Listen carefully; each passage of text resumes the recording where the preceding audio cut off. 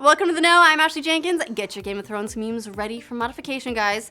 E3 is coming. Nintendo has announced their plans for the event, and as usual, they'll be flipping the bird to other platforms in their traditional announcement exclusive demo format, opting instead for something pretty similar to what they did last year, except with a great big dollop of nostalgia on top. They really want your nostalgia, like really, they really want that. Maybe you can help them regain some ground.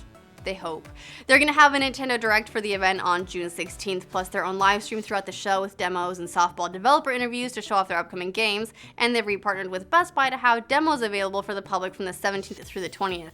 All that's pretty familiar, it's pretty much just copy-pasted from last year, but this year they're also bringing back the Nintendo World Championship, which hasn't been held in 25 years. The last time it was held was in 1990, and then it was a 29-city tour with competitions in Super Mario Bros., Rad Racer, and Tetris, inspired by the most accurate video game movie ever made, The Wizard. The event will be just before E3 on June 14th. They haven't announced which games are going to be featured this time around, but if I were to make a guess, it'd be Super Smash Bros., Mario Kart, maybe some classic Mario speedrunning. That would be pretty cool. Actually, the more they mix the old with the new, the better, especially if they are trying to remind us of their golden era, but we'll see. If selling games is the goal, we'll probably end up with more of the new. All sounds pretty cool, but considering the Wii U is still being outsold by the Xbox One and PS4 by, well, double to the Xbox One and 7 times by the PS4, it's gonna take a lot to make headway there, for home consoles at least. 3DS, still doing awesome. Probably because I keep buying every new version, especially now that the 3D actually works and I don't immediately turn it off all the time. I am part of the problem. The company is at least doing better now than they were a year ago, though. They recently reported a profit for the last financial year. Not a huge profit, but after 3 years in a row of losing money, it's a start. Now, just gotta keep building that. You've already got mainstream people in Nintendo. They know what a Nintendo is. They don't know that the Wii U is different from a Wii, but that ship has probably sailed. So if you want to get core gamers back on your good graces and trade on our love for neglected franchises, here's a handy guide to what we want.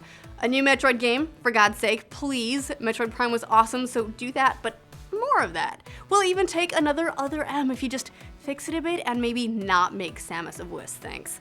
New Punch-Out! You already added Little Mac to Super Smash Bros., and if the E3 video wasn't just one big teaser for more of that, you're just rubbing it in. A new F-Zero, maybe. More Golden Sun, sure, the last one for DS didn't sell great, but it's worth another shot. You don't need Camelot to work on Mario Golf, get someone else to do that.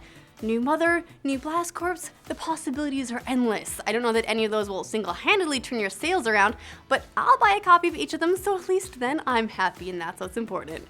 Then we're on a real nostalgia kick lately, so is worth a shot. The X-Rare developers are up to $2.4 million in crowdfunding for their Banjo-Kazooie spiritual successor Yooka-Laylee. The Castlevania successor Bloodstained is already at $1.8 million in funding. And let's not forget that the Mega Man spiritual successor, Mighty No. 9, ended up with $3.8 million. And that's all from fans who turned out their pockets in the name of nostalgia. Also, we are finally starting to get those Nintendo games on mobile we've been asking for. Sort of. I mean, they're not doing straight ports of their old games, but they are at least creating mobile games using their properties, which they believe will lead to more game and console sales as more people are introduced or reintroduced, as the case may be, to their properties. So maybe we'll see more of that next month. I'd be surprised if we don't.